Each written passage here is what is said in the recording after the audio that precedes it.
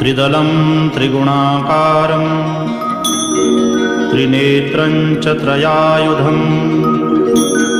त्रिजन्मपापसंहारम् एकबिल्वं शिवार्पणम् त्रिशाखैर्बिल्वपत्रैश्च ह्यच्छिद्रैः कोमलैः शुभैः शिवपूजां करिष्यामि ह्येकबिल्वं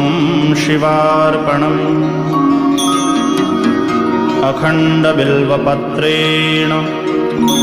पूजिते नन्दिकेश्वरे शुध्यन्ति सर्वपापेभ्यो ह्येकबिल्वं शिवार्पणम् शालिग्रामशिलामेकां विप्राणां जातु